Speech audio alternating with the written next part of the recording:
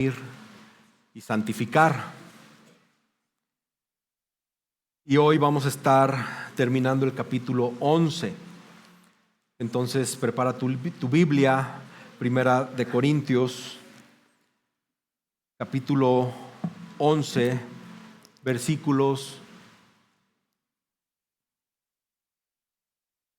Dime, no te oigo, no te entiendo. Que al final, ¿qué? ¿Va a haber? Sí, al final va a haber venta de comida, hermanos. Gracias.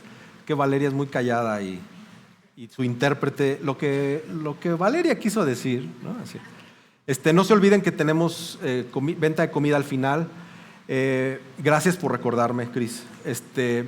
Ya se nos quemó la laptop de la proyección, ya murió. Ya el viernes le dieron los santos óleos y ya se murió, ya no sirve. Entonces llevamos dos ocasiones que estamos vendiendo comida.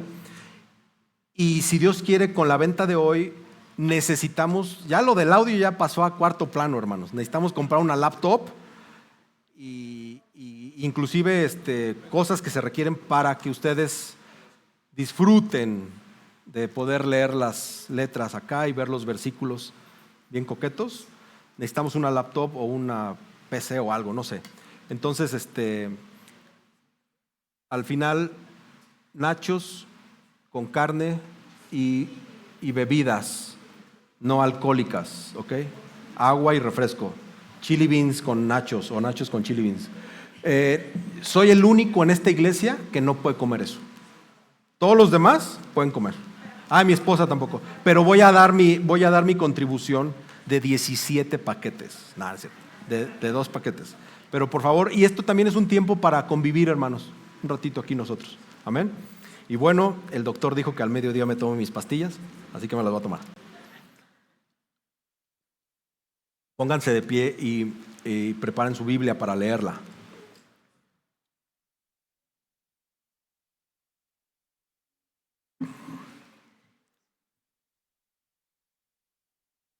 Vamos a ponernos en manos del Señor antes de leer su palabra. Amén. Bendito y amado Dios, esta mañana te damos gracias porque hoy, Señor, hasta el día de hoy has sido fiel y podemos tener tu palabra en nuestras manos y podemos leerla públicamente de manera libre. Gracias, Señor, por tu amor, por tu bondad. Esta mañana, Señor, nos ponemos en tus manos. Necesitamos que nos ayudes, Espíritu Santo, a corregir el camino del que constantemente nos desviamos. Y la mejor manera, Señor, es venir y exponernos a tu palabra.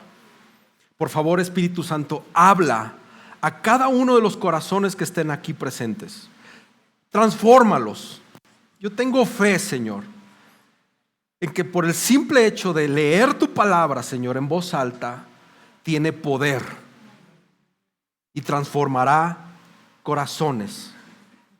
Ayúdanos, Señor, ayúdanos. Te necesitamos. Que no sea mis palabras, que no sea yo, sino que sea tu Espíritu Santo hablando a tu iglesia. Gracias, Señor. Te amamos y te bendecimos en el nombre de Jesús. Amén. Primera de Corintios 11, versículos del 17 al 34. Pero al darles estas instrucciones, no los alabo, porque no se congregan para lo bueno, sino para lo malo. Pues en primer lugar, oigo que cuando se reúnen como iglesia hay divisiones entre ustedes, y en parte lo creo. Porque es necesario que entre ustedes haya bandos, a fin de que se manifiesten entre ustedes los que son aprobados. Por tanto, cuando se reúnen, esto ya no es comer la cena del Señor, porque al comer, cada uno toma primero su propia cena y uno pasa hambre y otro se embriaga. ¿Qué? ¿No tienen casas para comer y beber? ¿O desprecian la iglesia de Dios y avergüenzan a los que nada tienen? ¿Qué les diré? ¿Los alabaré? En esto no los alabaré, porque yo recibí del Señor lo mismo que les he enseñado, que el Señor Jesús, la noche en que fue entregado, tomó pan. Y después de dar gracias, lo partió y dijo: esto es mi cuerpo que es para ustedes. Hagan esto en memoria de mí.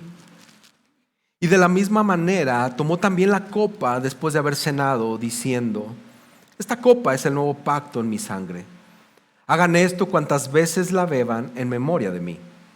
Porque todas las veces que coman este pan y beban esta copa, proclaman la muerte del Señor hasta que Él venga. De manera que el que coma el pan o beba la copa del Señor indignamente será culpable del cuerpo y de la sangre del Señor. Por tanto, examínese cada uno a sí mismo y entonces coma del pan y beba de la copa. Porque el que come y bebe sin discernir correctamente el cuerpo del Señor, come y bebe juicio para sí. Por esta razón hay muchos débiles y enfermos entre ustedes y muchos duermen. Pero si nos juzgáramos a nosotros mismos, no seríamos juzgados. Pero cuando somos juzgados, el Señor nos disciplina para que no seamos condenados con el mundo. Así que, hermanos míos, cuando se reúnan para comer, espérense unos a otros. Si alguien tiene hambre, coma en su casa, para que no se reúnan para juicio. Los demás asuntos los arreglaré cuando vaya. Amén. Puedes tomar tu asiento.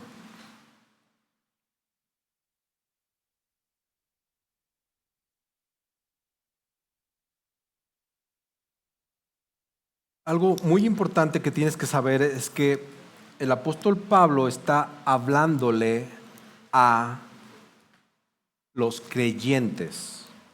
Es muy importante. No le está hablando a gentiles o a no creyentes. Le está hablando a los cristianos de la iglesia de Corinto. Eso es muy importante.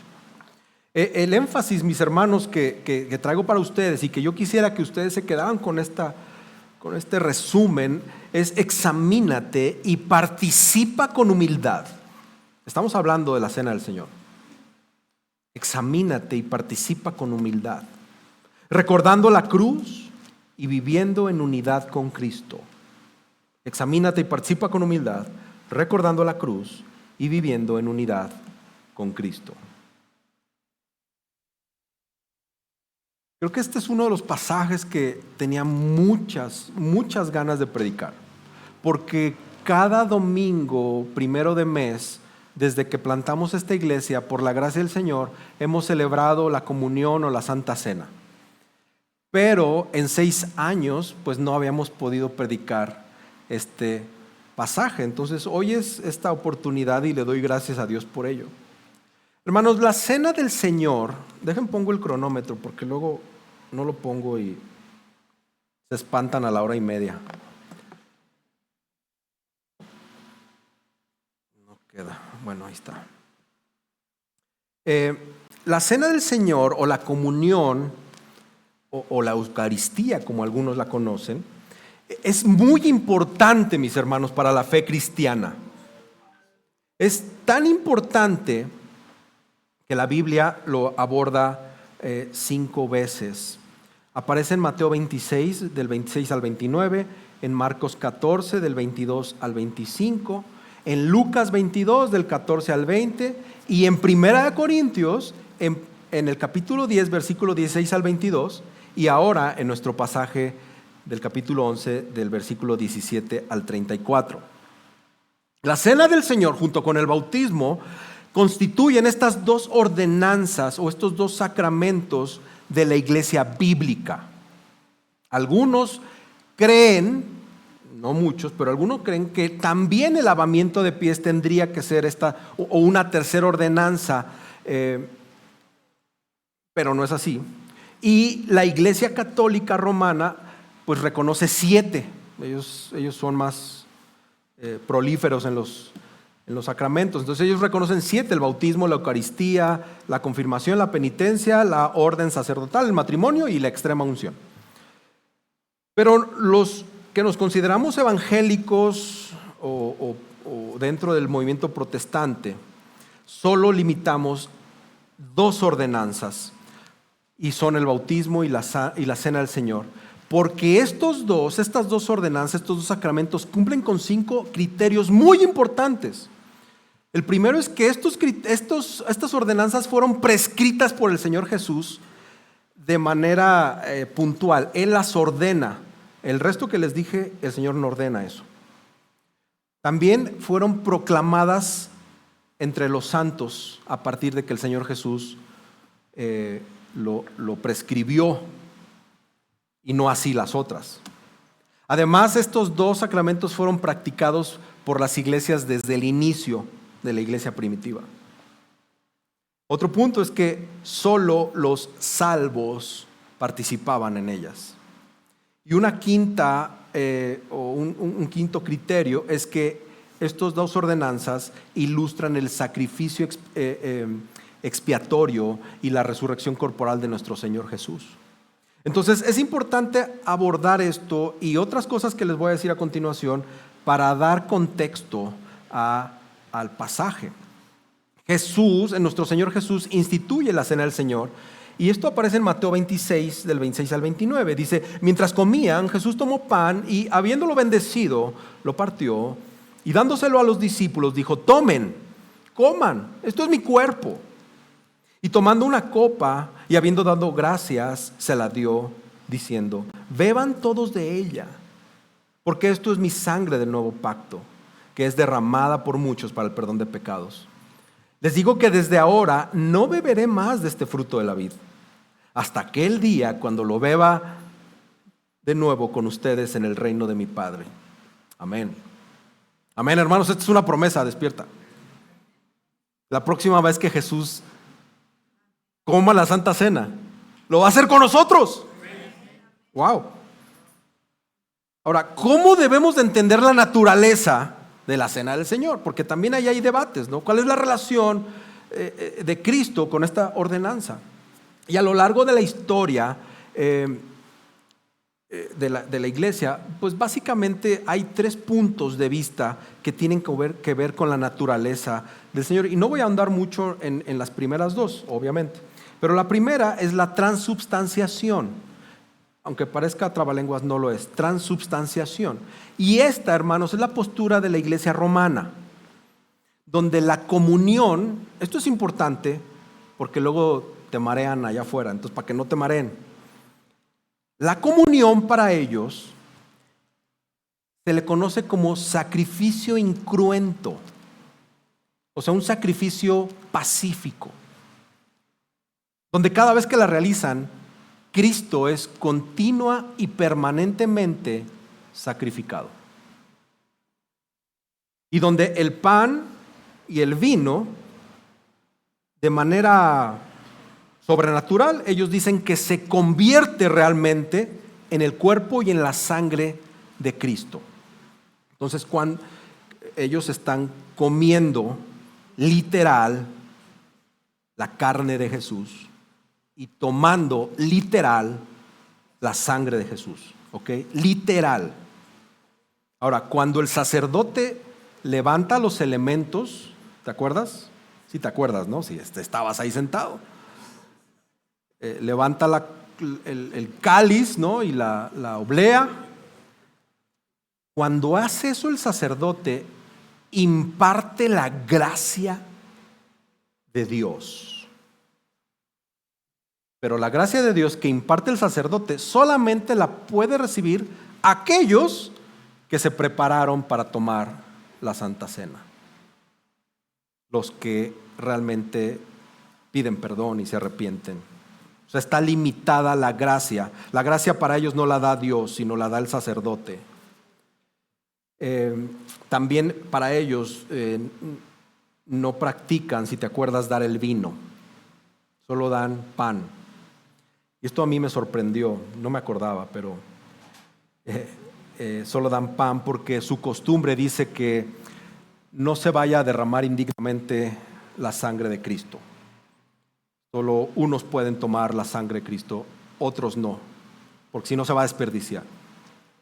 Ok, esta es la primera postura, la transubstanciación. También está otra postura que se llama consubstanciación, y esta es la postura luterana, donde los elementos no se transforman, sin embargo, el cuerpo físico de Cristo está presente en los elementos, en el elemento, con el elemento y bajo el elemento de lo que es la sustancia del pan y del vino. Algo raro, ahí Lutero sí de plano hizo cosas raras. Pero entonces, creen que el sacramento realmente es el verdadero cuerpo y la sangre de Cristo. No se transforman, pero por una parte sí lo es. Y la postura que tenemos nosotros los cristianos es la presencia simbólica y espiritual. Esta es la postura del cristianismo en general, donde los elementos, el vino que tomas y el pan que tomas, no se transforman, ni contienen elementos del Señor, del ser de nuestro Señor Jesús. Solamente simbolizan el cuerpo y simbolizan la sangre de Cristo. Y para nosotros es una señal visible de que Cristo está presente de manera espiritual cuando celebramos la cena del Señor. Pero en los elementos no está físicamente, ¿ok? Eso es importante. Y nosotros por fe disfrutamos de una presencia única y una presencia especial de nuestro Señor Jesús cuando participamos de la cena del Señor. Es decir, nosotros creemos, bueno, al menos yo, y espero que ustedes, que cuando celebramos la cena del Señor, el Señor Jesús está presente en su espíritu. Anota eso, porque eso es muy importante. Entonces, esto es, además de ser un simbolismo, pues cuando lo hacemos debemos estar conscientes que Cristo está aquí. ¿Ok? Entonces, hermanos, la Santa Cena, la Cena del Señor, la comunión, es una práctica santa y una práctica sagrada, donde los creyentes, cuando nos reunimos como un solo cuerpo, recordamos, meditamos y celebramos la muerte expiatoria del Señor Jesús por el perdón de nuestros pecados. Entonces, empezando, es algo que no podemos tomar a la ligera. Es algo que no puede manejarse con frivolidad.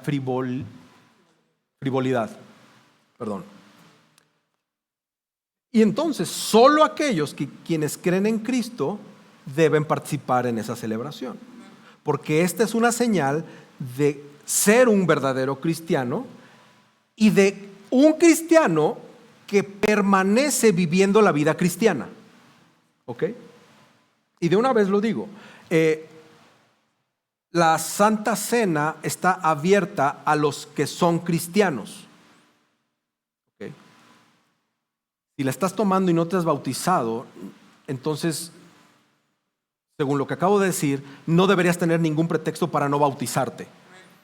Porque con la Santa Cena, al tomarla, estás diciendo, yo creo en Cristo, que murió por mis pecados, y también estoy diciéndoles al resto que yo vivo una vida piadosa, una vida que representa el cristianismo. Entonces sería una contradicción que lo hicieras y no te bautizaras. ¿Ok?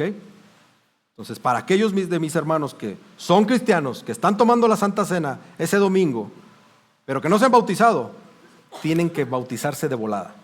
De volada. ¿Ok? Ok, hermanos, ¿cuál sería la manera? Piensen en esto. ¿Cuál sería la manera en la que tú puedes arruinar una cena formal? Para empezar, llegando antes que todos. Luego, comiéndote toda la comida que sirvieron ahí. Y terminas emborrachándote. Yo creo que eso sería algo así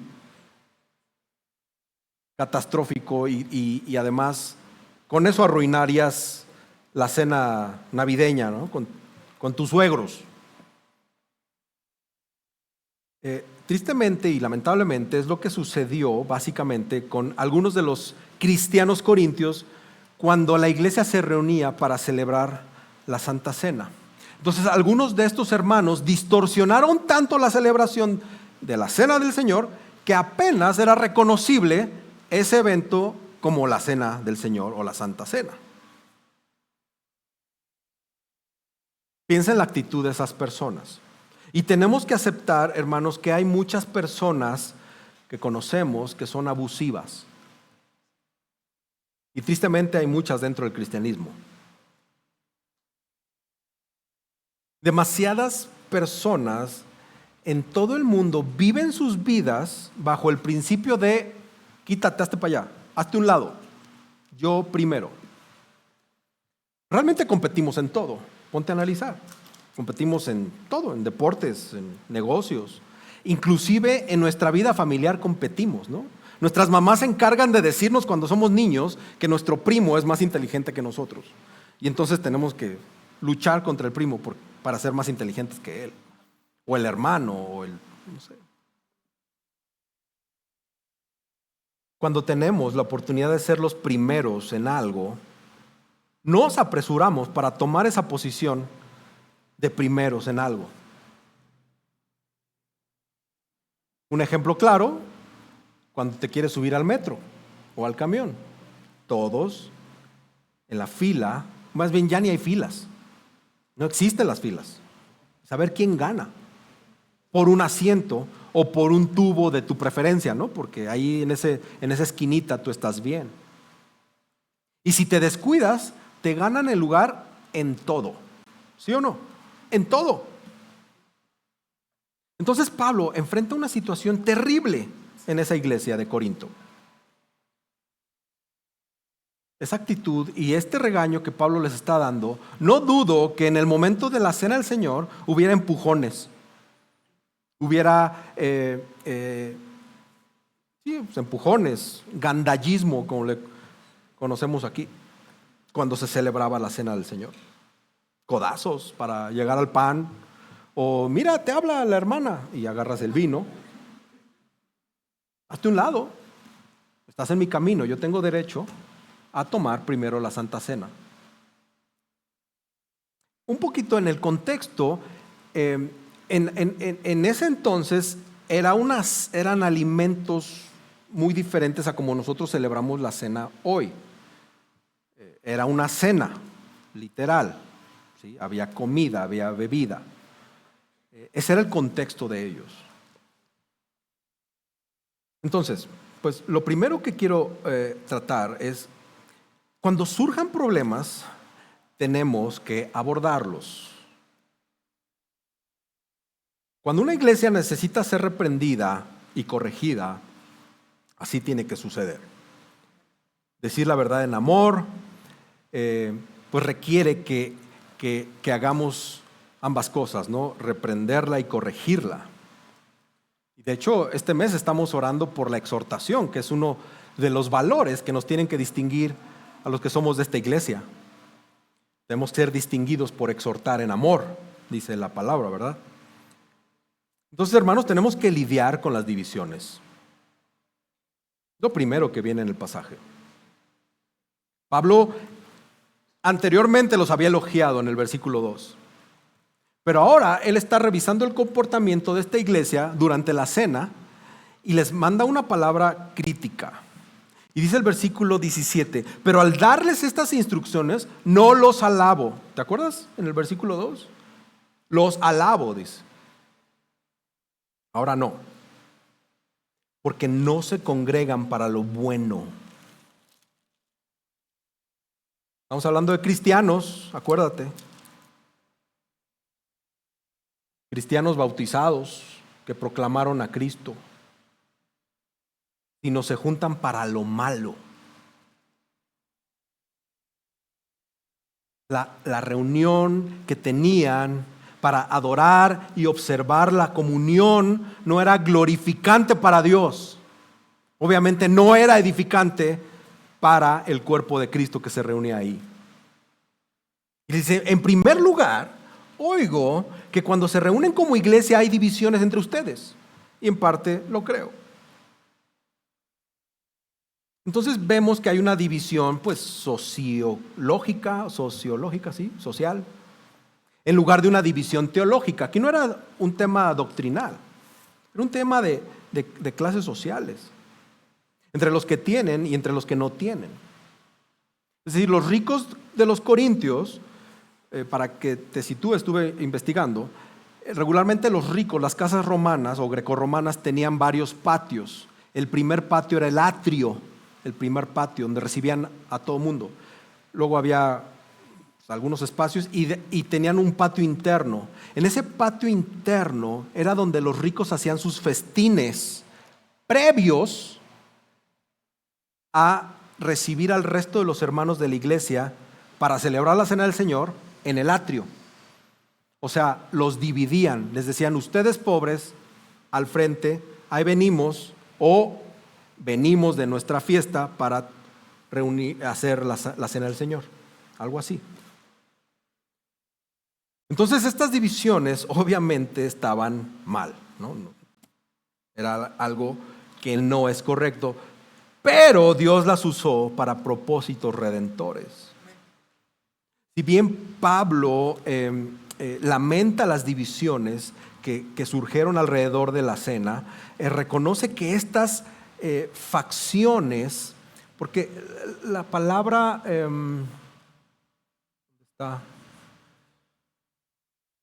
bandos del versículo 19 significa facción. Las facciones que estaban sucediendo ahí, dice Pablo, eran necesarias para que saliera a la luz quiénes son los aprobados del resto, quiénes no son aprobados del resto, ¿no? O quiénes son los aprobados de los no aprobados. Hermanos, este tipo de facción, este tipo de divisiones estallan y tienen un efecto purificador, refinador en las iglesias, porque aclaran quién verdaderamente pertenece a Dios. Y también se descubre quiénes verdaderamente no pertenecen a Dios. Y, paréntesis, hay casos donde el Señor permite podas, el Señor poda las iglesias y injerta esos sarmientos, esas frutas en otra planta. Y al final, después de esas podas, también se ve quiénes pertenecen o no al Señor. ¿Okay? Pueden ser las dos formas. Pero quiero que te grabes esto. La forma en que nos amamos y aceptamos nuestras diferencias unos a otros dice mucho de nuestro caminar con Dios. La forma en que tú reaccionas en estas divisiones y cómo amas y cómo aceptas las diferencias de otros va a decir mucho de cómo está tu caminar con el Señor.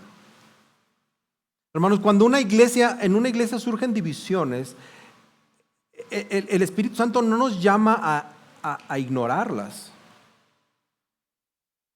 ni a justificarlas. Pablo lo que hizo no agarró las situaciones y las barrió debajo de la alfombra para que no lo vieran, sino que enfrenta con amor y enfrenta con verdad la situación. Entonces, si en tu corazón tú has permitido distancia, crítica, resentimiento hacia un hermano, hoy el Señor te está llamando a dar el primer paso a la reconciliación. La división no siempre comienza con grandes disputas teológicas. Empieza con pequeñas heridas que no sanan, donde nosotros somos los principales responsables.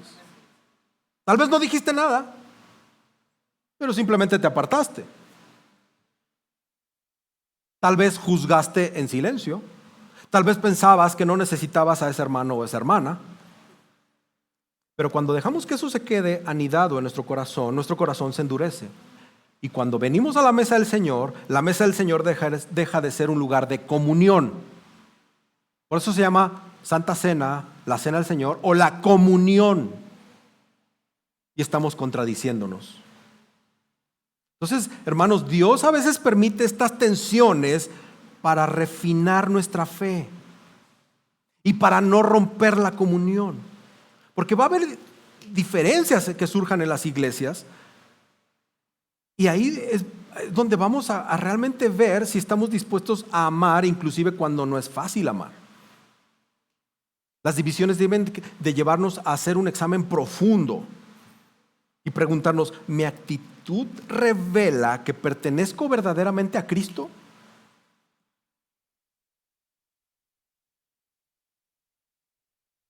Gracias a Dios por su evangelio, el evangelio de Jesús. Porque Jesús mismo, antes de ir a la cruz, oró por nuestra unidad. ¿Te acuerdas? Juan 17. Todavía ni nacías. Todavía tus papás no sabían qué nombre te iba a poner. Y el Señor Jesús ya estaba orando por ti y por mí para estar unidos. ¿Por qué lo hizo Jesús? Porque Jesús se tomó la libertad de orar al Padre y decirle que estos no se peleen. Manténlos unidos, como un solo cuerpo, por favor. Estoy parafraseando, estoy así, no estoy hablando literalmente. En la cruz nuestro Señor Jesús rompe el muro que separaba a las personas. Y no solamente entre nosotros, sino con Dios mismo, ¿no? Estábamos separados. Entonces el Evangelio, mis hermanos, nos recuerda que no podemos permanecer divididos si decimos que somos uno en Cristo. Porque esto es muy fácil decirlo. Somos un cuerpo, somos una iglesia, somos una familia. El perdón que recibimos de parte del Señor nos capacita para perdonar. El amor con el que fuimos amados nos impulsa a amar. Amén. Otra cosa es que también tenemos que lidiar con el egoísmo. Sigo en el punto 1. Debemos lidiar con el egoísmo. Estos corintios se estaban autoengañando cuando se reunían para celebrar esta sagrada comida grupal.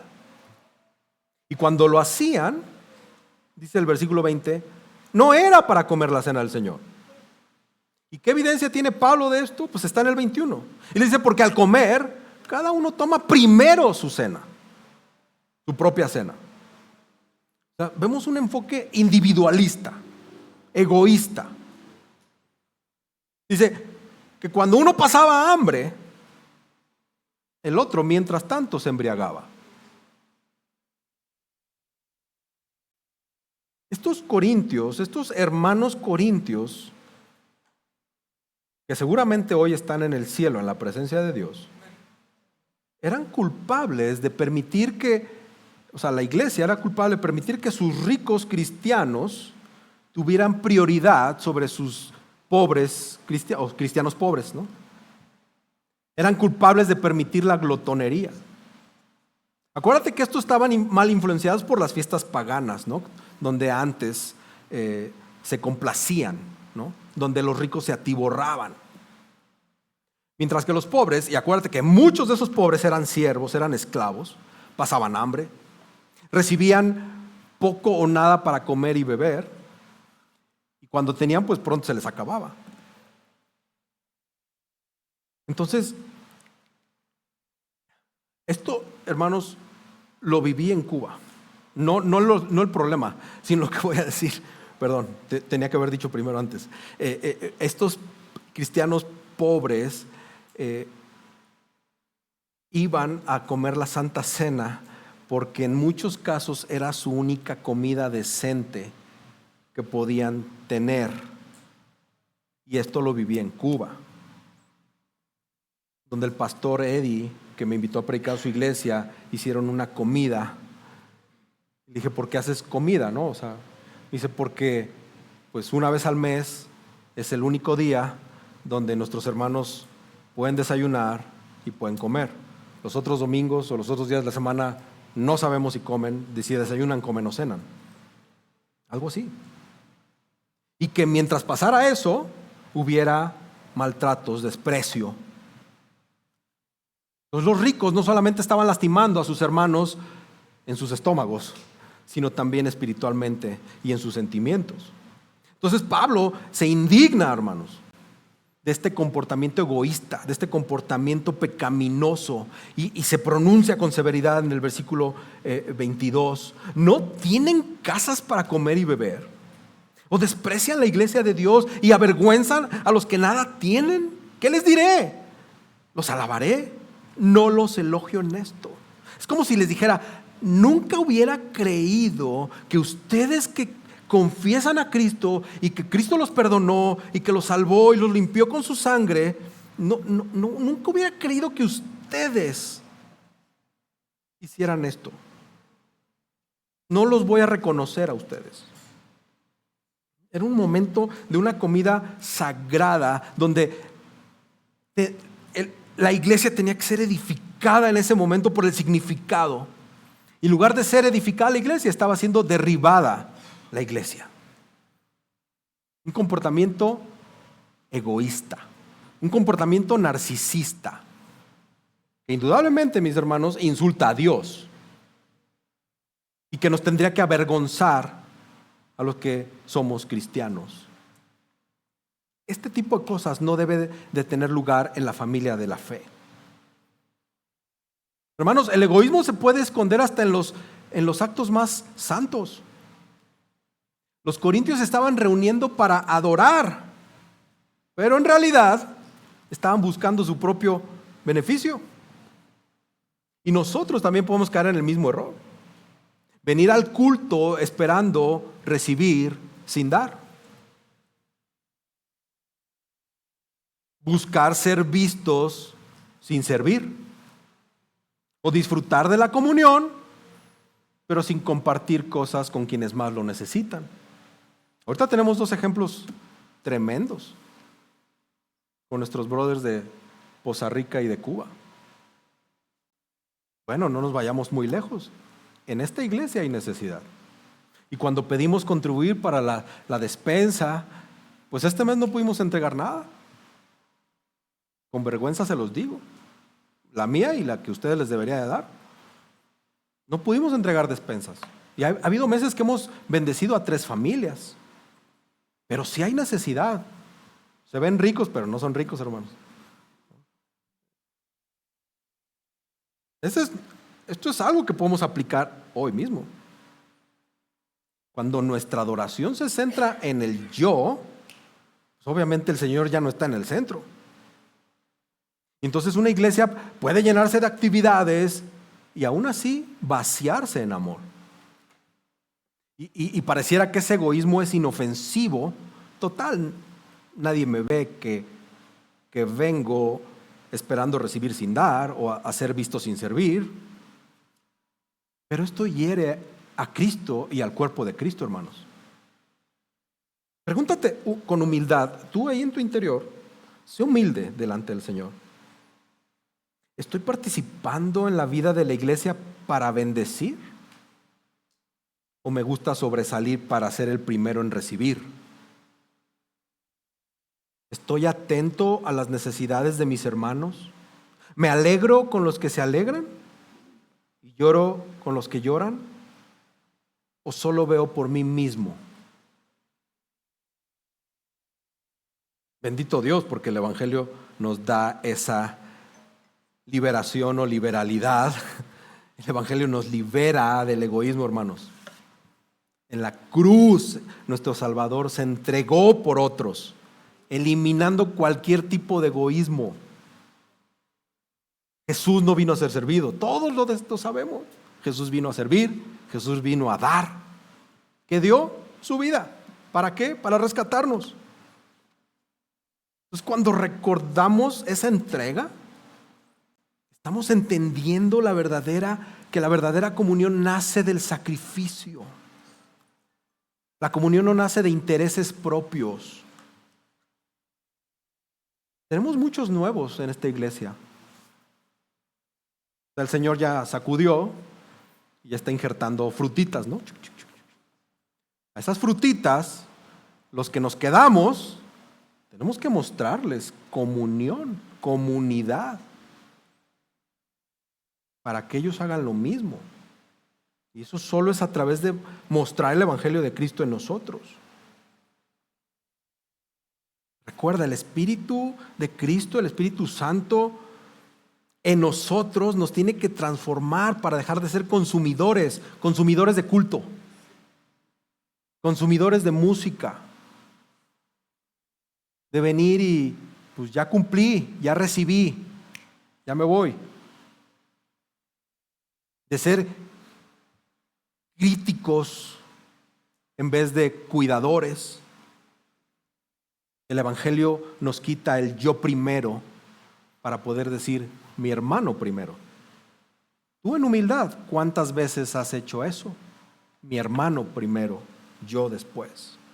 Y es solo, hermanos, cuando ves la cruz, cuando te enfocas en la cruz. Cantamos cantos maravillosos esta mañana, ¿verdad? Yo tenía mucho que no brincaba, ¿no? Seguramente los estaban atrás de mí y dijeron, este loco, ¿qué trae? Pero yo estaba gozoso en el Señor. Yo quería brincar más, nomás brinqué poquito. Y escuchamos, vemos las letras y las cantamos y digo, ven Señor, Cristo volverá. Y en la cruz del Calvario, y acá y por acá. Bueno, a practicarlo. Recibimos gracia. ¿Y ahora qué hacemos? Recuerda, examínate y participa con humildad, recordando la cruz y viviendo en unidad con Cristo. Lo segundo, hermanos, es que cuando nos reunimos en la cena del Señor, debemos honrar los propósitos de la cena del Señor. Entonces Pablo ahora da instrucciones claras y muy cuidadosas sobre el propósito y significado de la comunión. Esto es como una guía, como un instructivo para celebrar la cena del Señor. Y esta reunión no tiene nada en común con las fiestas paganas o las fiestas desenfrenadas que vivían estos cuates en Corintio anteriormente, en su vida anterior. Esto es un acto solemne de adoración. Es un acto que tiene raíces históricas. El Señor celebró la última cena con sus discípulos la noche que fue traicionado. Este es un acto que nos lleva a mirar hacia atrás, a mirar hacia adelante, a mirar hacia adentro y a mirar hacia afuera. Esto es una conmemoración de la muerte del Señor Jesús.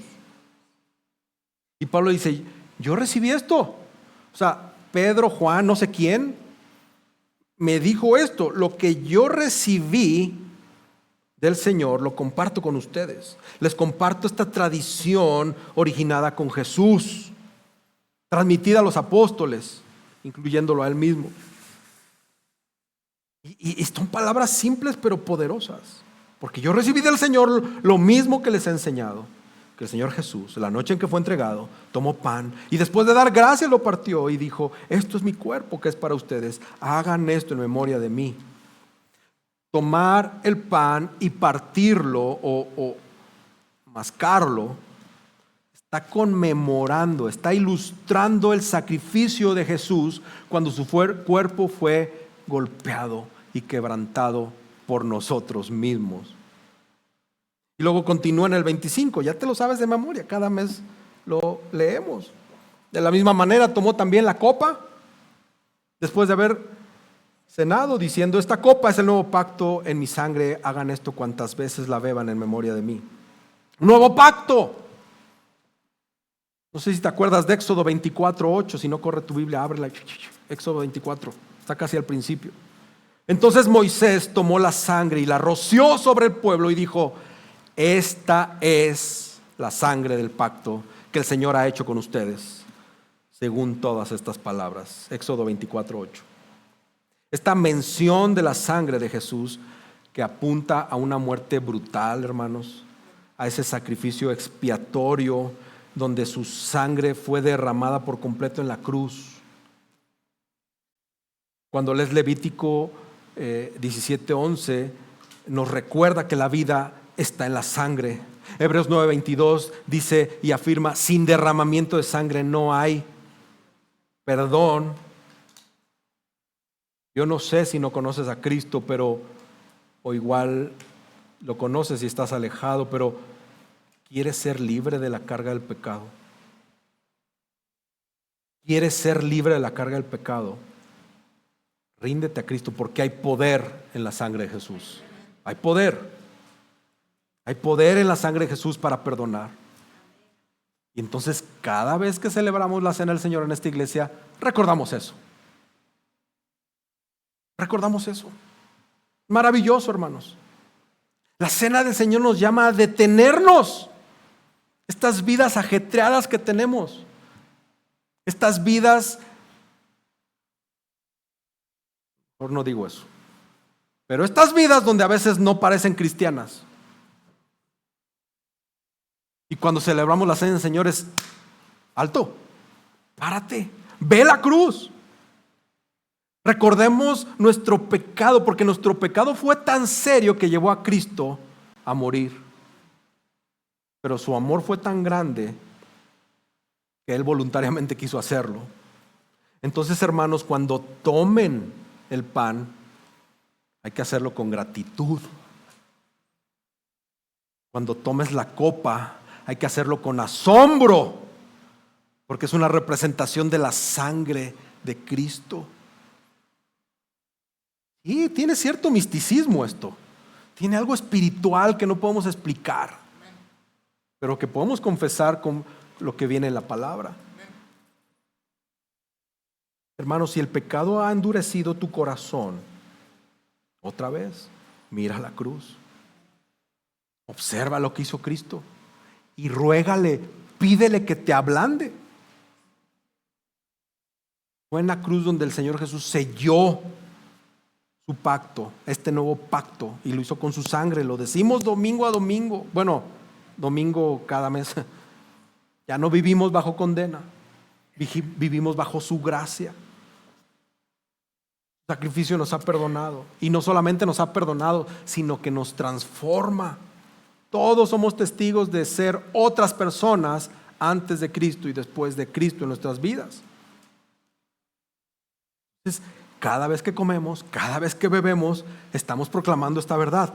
Cristo murió por mí y ahora yo vivo para Cristo. Esto, hermanos, es una proclamación.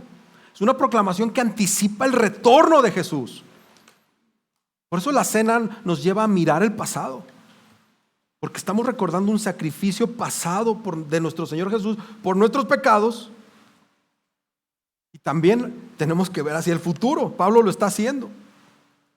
Dice el versículo 26, porque todas las veces que coman este pan y beban esta copa, proclaman la muerte del Señor hasta que Él venga. ¿Entiendes lo que es proclamar la muerte del Señor hasta que Él venga? No es un rito más, hermanos. No es para que nos determinen como iglesia bíblica, ¿no? Según Mark Dever y las 9 marcas. No es un rito más. La cena del Señor es una proclamación, es un tiempo para meditar y reflexionar cuidadosamente. Y también es un tiempo de gozosa anticipación y celebración. Jesús murió y murió por nosotros. Pero Jesús resucitó de los muertos y lo hizo por nosotros. Y va a venir otra vez por nosotros. Entonces, aquí en la cena del Señor, por decir, es una combinación entre el dolor de recordar y la alegría de poder ser parte de esta celebración. El pastor John Piper dice: ¿debería la cena del Señor ser solemne o alegre? Estoy diciendo que no debería ser una cosa y la otra. Y tampoco debería ser secuencial. Primero nos ponemos tristes y luego nos ponemos alegres, ¿no? Hay una solemnidad con alegría explosiva y una dulce alegría que nos llevan a que nuestros ojos estén llenos de lágrimas. Es este sabor agridulce. Hermanos, cuando celebramos la cena del Señor, estamos testificando que un Salvador que murió pero está vivo, uno que vino pero viene otra vez, nos dio todo. Eso es lo que le da sentido a esta celebración de la cena del Señor. Cuando participamos, simbolizamos la muerte de Cristo y proclamamos la muerte de Cristo. Cuando partimos el pan, simbolizamos el quebrantamiento de su cuerpo. Cuando tomamos la copa, simbolizamos su sangre derramada por nosotros. Cuando tomamos la cena, nos estamos apropiando de los beneficios de la muerte de Cristo, ganados para nosotros. El pan y el vino, o si es juguito, no te preocupes, nos nutren espiritualmente nuestras almas. Esto es un refrigerio espiritual, hermanos. Juan 6, 53 al 57 dice: si no comen la carne del Hijo del Hombre y beben su sangre, no tienen vida en ustedes. Son palabras de Cristo. El que come mi carne y bebe mi sangre tiene vida eterna y yo lo resucitaré en el día final. Porque mi carne es verdadera comida y mi sangre es verdadera bebida. El que come mi carne y bebe mi sangre permanece en mí y yo en él. Como el Padre que vive me envió y yo vivo por el Padre, asimismo el que me come, él también vivirá por mí. Esto tiene que ser un refrigerio en tu alma. Y esto no es que Jesús esté hablando que lo comamos y lo bebamos literalmente. Es una participación espiritual de los beneficios de la redención que Cristo conquistó. Es eso. Cuando participamos de la cena, estamos dando una señal clara de unidad. Todo esto es porque Jesús nos quiere unidos. ¿Acaso no murió por una iglesia?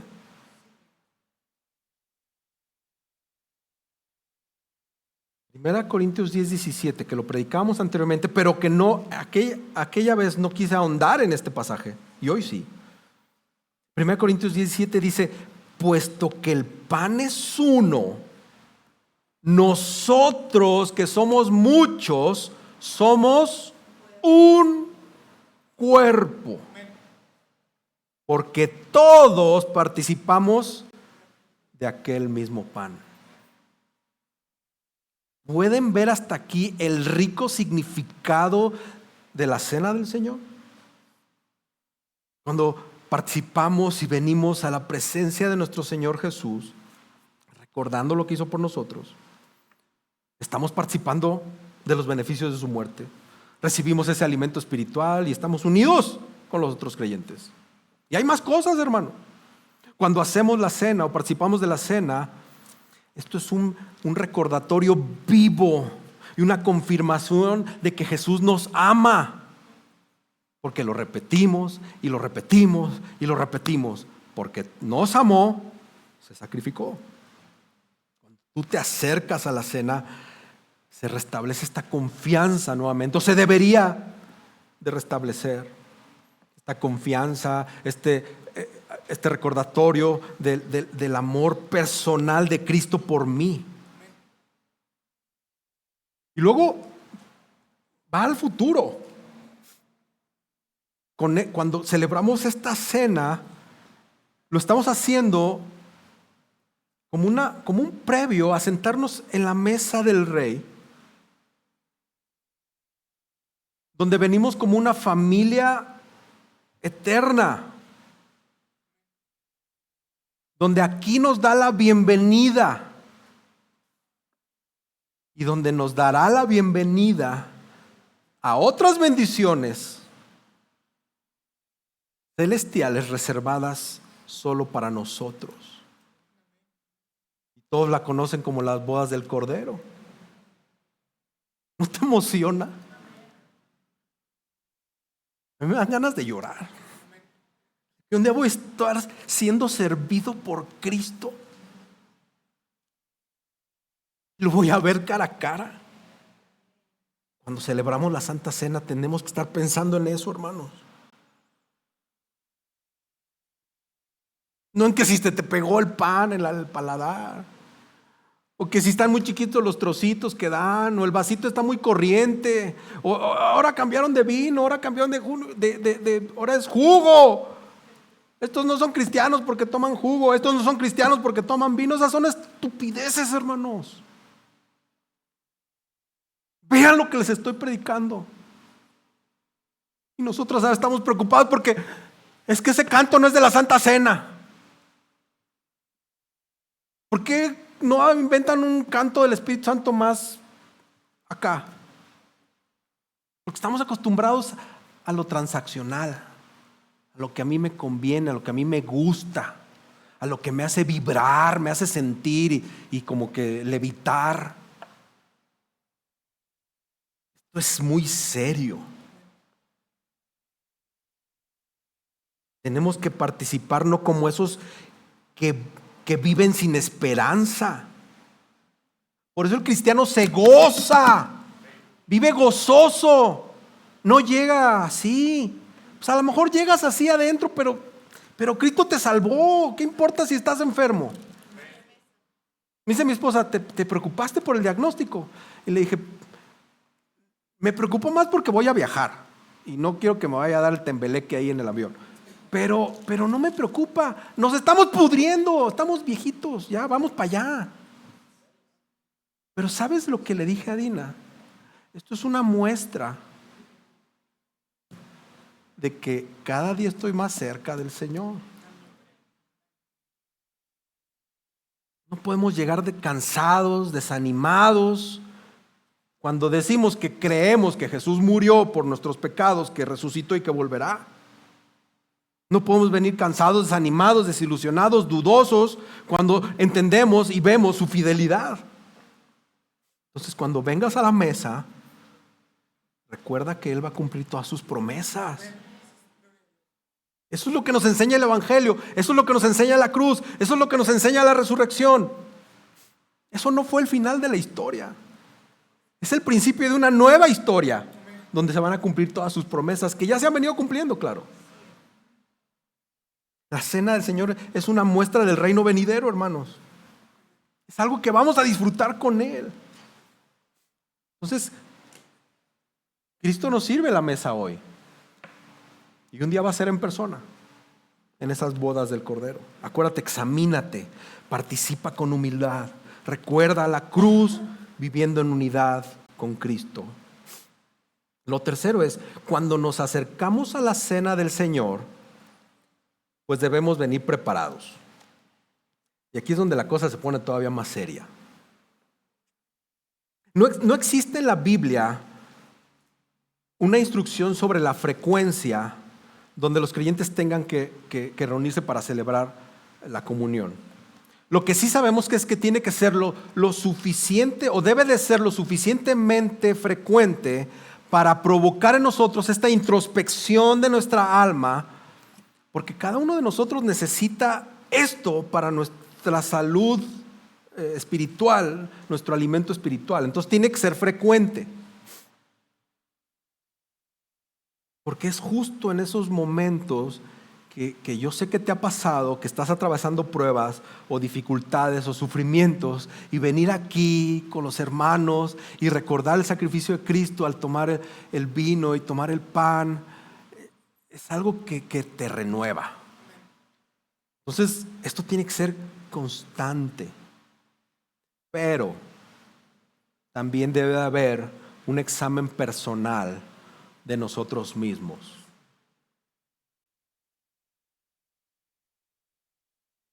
Pablo empieza a concluir esta discusión y les da una severa advertencia, de manera que el que coma el pan o beba la copa del Señor indignamente será culpable del cuerpo y de la sangre del Señor.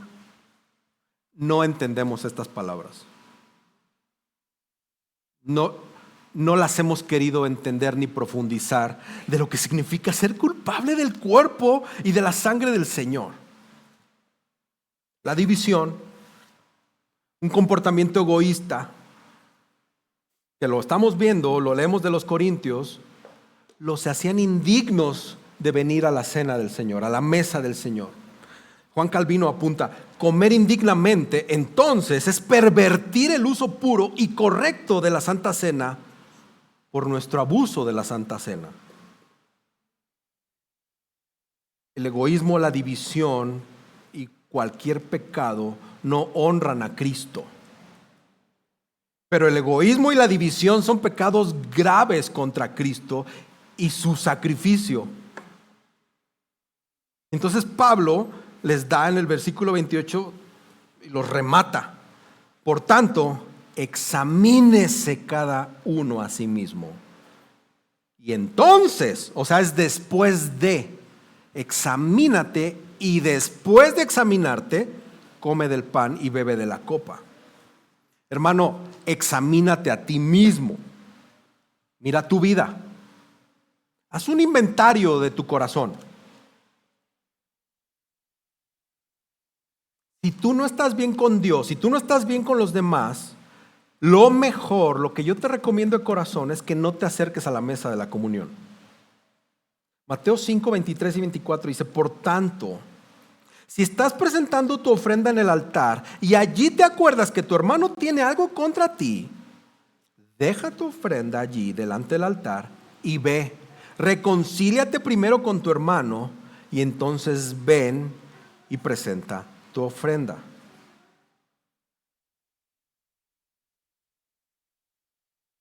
Estas palabras nos dan oso, nos dan pena, nos da vergüenza pararnos e ir y pedirle perdón al que ofendimos, con los que fuimos divisivos, con los que fuimos egoístas. ¡Qué oso! Me va a ver el pastor, me va a ver mi comadre, me va a ver mi novio, me va a ver... Hermano, que te valga. Esas son palabras de Cristo. Examínate, dice Pablo, inspirado por el Espíritu Santo, y entonces participas. Y Jesús dice: deja tu ofrenda, arréglate con tu hermano y luego participas de dar tu ofrenda. Reconcíliate. Las consecuencias, hermanos, de venir de manera indigna las vemos en el versículo 29 y 30. Porque el que come y bebe sin discernir correctamente el cuerpo del Señor, come y bebe juicio para sí. Hermanos, examinarse a sí mismos, examinarnos a nosotros mismos, no significa venir perfectos. Significa venir con humildad. Significa venir con arrepentimiento y con mucha fe. Significa reconocer la necesidad de la gracia de Dios antes de participar en este simbolismo que representa la misma gracia de Dios. Cada vez que venimos a la mesa del Señor a tomar la comunión, Dios nos está diciendo: revisa tu corazón. Revisa tu corazón. O sea, fíjate lo paciente que es el Señor, porque estoy seguro, como yo, que muchas veces hemos tomado la Santa Cena de manera indigna. Y el Señor pacientemente nos dice: revísate, revísate. Mira, otro mes más, revísate. Ve y arréglate. Entonces la tomas. Si o no les estoy yo machacando como cuchillito todos los meses, ¿verdad? Revisémonos. Es una oportunidad de gracia, de misericordia. Esto no es una ceremonia vacía, les decía, no es un rito más. Es una oportunidad de restaurar nuestra comunión con el Señor y con la unidad del cuerpo. Si confiesas un pecado, pues te arrepientes. Si hay amargura en tu corazón, hay que buscar reconciliación. Y este es muy común. Si hay frialdad espiritual, ruega, ora para que el Espíritu Santo te reavive ese amor por Cristo. Hermanos, no tomen la Santa Cena como una costumbre más de esta iglesia, o porque tu mamá y tu abuelita eran cristianas y tú lo veías. No lo hagan por costumbre, por favor. Vengamos con asombro, vengamos con reverencia, vengamos con gratitud. Recordemos eso, lo que representa el pan y la copa. Está representando el precio que Cristo pagó por nosotros. Entonces, participar indignamente es actuar como si el sacrificio de Cristo no tuviera valor. Entonces, como ya se volvió una tradición y un rito más en las iglesias, te lo digo al revés. Tú que te dices cristiano, ¿valoras el sacrificio de Cristo? Todos diríamos: sí, claro, no, sí. Bueno, aplícatelo.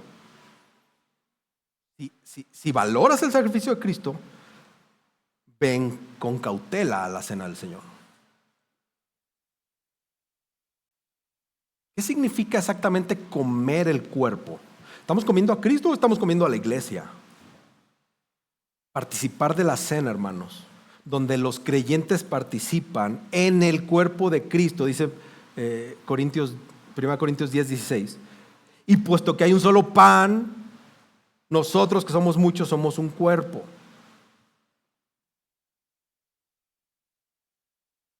Aquellos que discriminan de una o de otra forma, no pienses en negros y güeritos, cualquier tipo de discriminación a otros miembros de la congregación mientras comen y beben los elementos de la cena, no disciernen el significado de la muerte de Cristo. Y por ende no perciben la unidad del cuerpo. Esto, hermanos, es grave. Muy grave. Porque no solamente es venir a tomar un refrigerio espiritual al momento de celebrar la cena, es hacerlo como un solo cuerpo. Esa es la otra parte de la Santa Cena, donde estamos cojeando, donde ya lo arreglaré con la hermana un día, ¿no? Ya lo veré. No me saluda, entonces no la saludo, que Dios trate con ella. Yo soy espiritual, yo sí tomo la cena en una introspección mística y me elevo. Cristo por su muerte nos hizo uno, hermanos. Cristo por su muerte nos hizo una iglesia, un solo pueblo, una nación santa, ¿sí o no? Entonces, los que no perciben el significado del cuerpo quebrantado de Cristo y la unidad de la iglesia, están incurriendo en juicio. Cristo está hablando de su cuerpo quebrantado.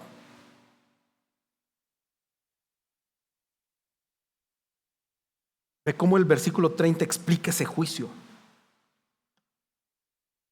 Y aquí es donde a mí me tiemblan las patitas. Por eso hay entre ustedes muchos débiles y enfermos, e incluso varios han muerto. Esta es la versión Reina Valera contemporánea, pero lo leemos en nuestra versión.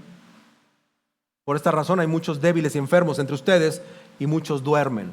O sea, hay muchos muertos.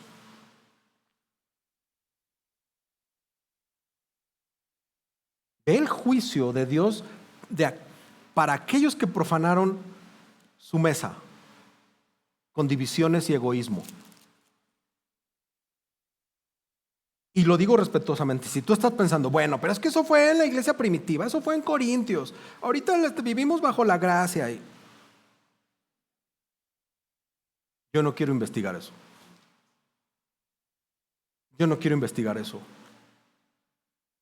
Algunos se enfermaron, otros se murieron. Y todos sabemos que la metáfora del sueño en la Biblia está hablando para los creyentes, no para los incrédulos. Estamos hablando de creyentes, se los dije al principio. Este sermón es para esta iglesia, para los creyentes. Y si tú nos visitas por primera vez, o sea, sí es para ti, pero no es para ti. Para ti es el evangelio, arrepiéntete. Y si te arrepientes, este sermón es para ti. Estas personas, aclaro, esto es importante, hermanos, esos que durmieron no perdieron su salvación, hermanos. Esto es muy claro, esto es necesario aclararlos. Pero sí sus vidas terrenales se truncaron como disciplina aparte del Señor. Un teólogo llamado Leon Morris dice: los males espirituales pueden tener resultados físicos. Inclusive algunos pudieran ser fatales. Y Pablo está explicando en estos últimos versículos que no tiene por qué ser así en la iglesia que actúa como una iglesia. La iglesia que actúa verdaderamente como iglesia no tendría por qué vivir esto. Pero si nos juzgáramos a nosotros mismos, no seríamos juzgados. Nosotros tenemos que ocuparnos debidamente de las cosas y tomar acción sin que intervenga Dios, hermanos. No sé cuántos hemos aprendido hasta que Dios interviene, porque somos necios, somos testarudos, hasta que el Señor dice: bueno, ahora voy a meter mi mano soberana en tu salud, en tus finanzas, y te voy a dar vara, ¿no? Así actúa el Señor. Como iglesia no queremos eso. Tenemos que actuar antes, tenemos que ocuparnos antes. Son palabras que nos tienen que Son palabras aleccionadoras y son palabras que nos tienen que reconfortar también, hermanos. Porque cuando Dios disciplina, ¿a quién disciplina? A sus hijos. Entonces esto quiere decir que si estás en disciplina por parte del Señor, es porque Dios te ama y eres de Él. ¿Sí? Otro sabor agridulce, ¿no? O sea, como que me da risa esos que dicen que ya no quiero ser tu mejor guerrero, algo así. No importa, o sea, el Señor te ama, no importa que te esté dando nalgadas. Eres de Él, te ama. Y no nos va a condenar junto con el mundo en el juicio final. Pero hermanos, ve lo que dice Juan 10, 27, 28. O sea, no podemos perder de vista nuestra vida espiritual porque estemos seguros en Cristo. Mis ovejas oyen mi voz, yo las conozco y me siguen. Yo les doy vida eterna y jamás perecerán y nadie las arrebatará de mi mano. No perdemos la salvación, pero sí podemos perder nuestras vidas físicas. Hermanos, esto nos tiene que llevar a tener una consideración humilde hacia los demás. Este es el fin de todo esto. ¿Por qué es necesario la autorreflexión antes de tomar la comunión? Porque la cena del Señor no es algo trivial, hermanos. Es un privilegio que tiene solemnidad, tiene seriedad, tiene compromiso. Este es un memorial para Cristo. ¿Has estado en un memorial de alguien que se haya muerto? Pasa uno y dice, no, mi compadre, siempre tan agradable, buen tipo. Y pasa otro, no, es que tenía una letra muy bonita. Y pasa otro, no, es que nunca me dijo que no, siempre me dijo que sí, ¿no? La Santa Cena es un memorial de Cristo. Venimos a adorar al Señor y a recordar lo que Él hizo en su muerte sacrificial. Por eso no es cualquier cosa. En un memorial de un muertito así, un sepelio normal, no te burlas, ¿verdad? Guardas respeto por los deudos y por el que quedó ahí y está serio, o sea, es un memorial. Pablo les dice, cuando se reúnan, espérense unos a otros, otra vez. Unos a otros, otra vez. Considera al otro. Y si alguien tiene hambre, come en su casa. Para que cuando se junten, no se reúnan para juicio. En la mesa del Señor todos somos iguales, hermanos. No hay ricos, no hay pobres, no hay líderes, no hay nuevos creyentes, no hay fuertes, no hay débiles, es que yo soy cristiano de cepa, ¿no? O sea, yo tengo 40 años en Cristo y mi madre cristiana y mi abuela cristiana y te pusieron Timoteo, ¿no? Algo así. No existe eso, hermanos. En la cena del Señor solo hay pecadores redimidos por la sangre de Cristo. Solo hay invitados a la mesa por gracia. Tu invitación, cuando la abres, dice, gracia para Israel, gracia para Roberto, bienvenido, pásale a la cena, estás invitado por gracia. Entonces ven, tómatelo en serio y haz algo prioritario esta reunión y además toma a los otros por superiores. No seas abusivo. Y de paso, no peques contra el cuerpo. No lo hagas. Por eso, amamos verdaderamente a nuestros hermanos. Estamos dispuestos a servirles, esperarlos, perdonarlos. No podríamos decir que celebramos la comunión con Cristo si estamos rechazando la comunión con su cuerpo, que es la iglesia. Eso, hermanos, nos hace hipócritas y los más grandes. Que en una iglesia que costó sangre, haya diferencias porque me ve feo. Es que no me saludaste. Y me voy de la iglesia. ¿Por qué no me saludó? Aunque mueva la cabeza, pasa. Y en la Santa Cena, bueno, lágrimas. Medítalo, profundízalo. Bendito Dios por su evangelio, porque es el evangelio el que reconcilia todo. Y el evangelio nos reconcilia a nosotros, hermanos, porque no puedo llegar yo de hipócrita con alguien sabiendo lo que Cristo hizo por mí. Entonces, si tengo tantita dignidad, tengo que llegar con el otro y decir, perdóname, o sea, soy un caballo desbocado, perdóname, por favor, perdóname, porque reconozco la gracia de Cristo a través de su evangelio. Entonces puedo venir y pedir perdón, esposos a esposas, padres a hijos, hijos a padres, hermanos a hermanos, hermanas, hermanas. ¿Sabes qué es lo mejor? Que se arregle en 5 minutos. No tienes que hacer una junta de disciplina y no tienes que hacer eso. Solamente ve a solas con tu hermano y dile, perdóname. Carga la falta. Ya, se acabó. Así de sencillo. Y si no lo hacemos es porque tenemos la soberbia y la arrogancia que se desparrama así, se nos sale por las orejas soberbia, pecado, orgullo. Hermanos, concluyo con esto. Cuando nos reunimos en la cena, hay un factor importante, lo estamos haciendo como un cuerpo. ¿Eres consciente de eso?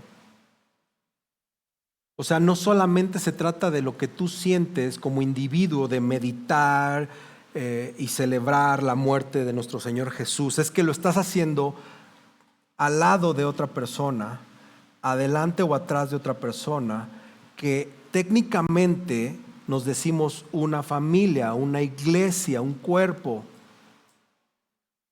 Y muchas veces nos olvidamos de eso.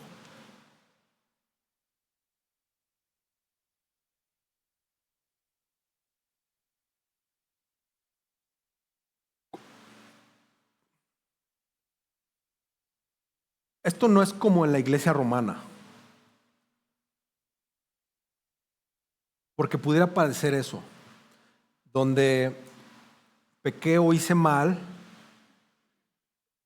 voy y me arrepiento, entonces soy digno de tomarla. ¿Ok? Eso pasa allá.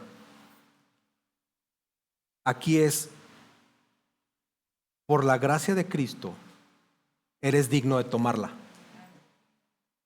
Te arrepientas o no. ¿Ok? Eso es gracia. Pero como conoces esa gracia, te tienes que arrepentir.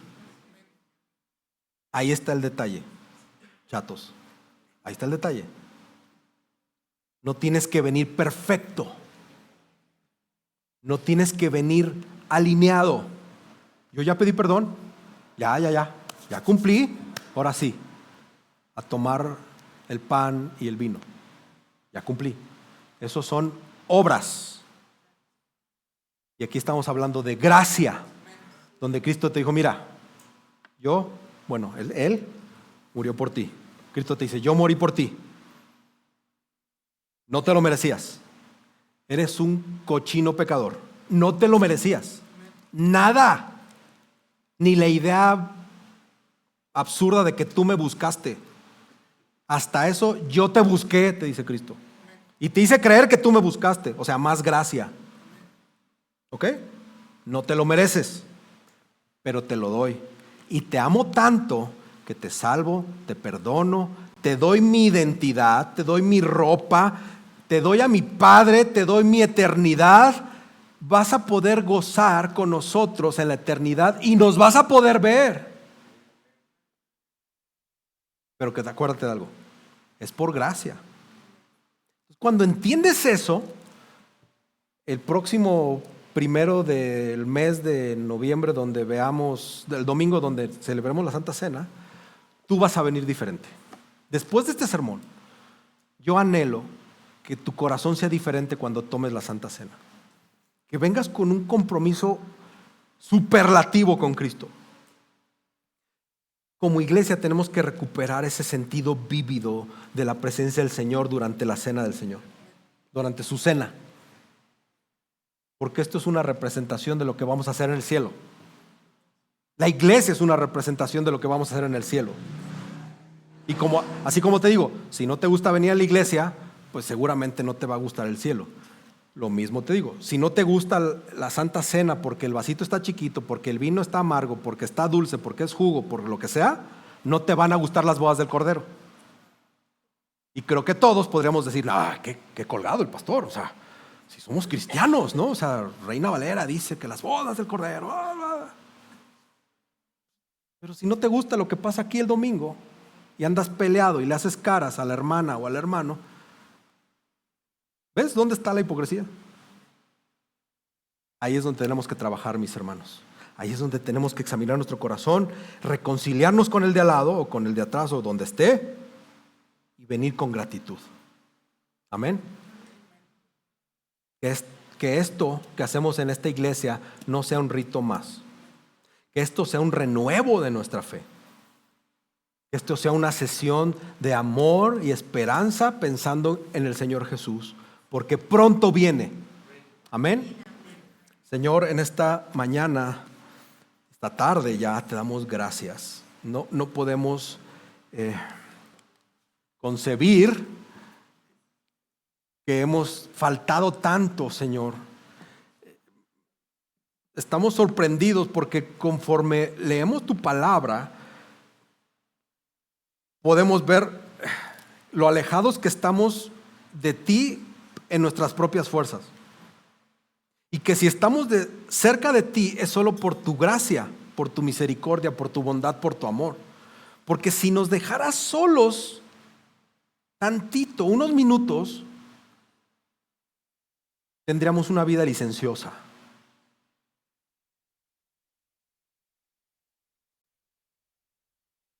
Por favor, te ruego que como iglesia meditemos profundamente en el significado y en el valor de celebrar la cena contigo.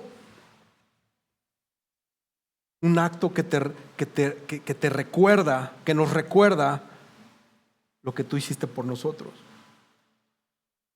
Purifica nuestros corazones, Señor. Te pido especialmente por aquellos hermanos de esta iglesia que pudieran tener diferencias. Te pido por estas relaciones, Señor, que tú las santifiques y que nos hagas humildes para poder ir y reconciliarnos en agradecimiento a lo que entendemos has hecho por nosotros. Que no haya más hipocresía, Señor. Que no haya ligerezas, que no haya divisiones ni egoísmo. Por favor, humíllanos. Purifícanos. Lávanos. Y si es necesario que nos pases por el fuego para hacer una iglesia más santa, más pura, más digna, hazlo, Señor. Hazlo. No queremos ser de esas iglesias de Apocalipsis muy trabajadoras, muy amorosas, pero que tienes algo contra ellos. No queremos llegar a tu presencia y que digas, pero Coram Deo, tengo algo contra ustedes. Que les di mucho chance, pero ustedes tomaron la Santa Cena indignamente y les valió y dividieron. Danos una conciencia profunda de esto y que cada vez que celebremos la cena recordemos tu cruz, proclamemos tu victoria y con gozo, Señor, y esperanza estemos atentos a tu regreso. Gracias, Dios. Te amamos y te bendecimos. Amén. Como es un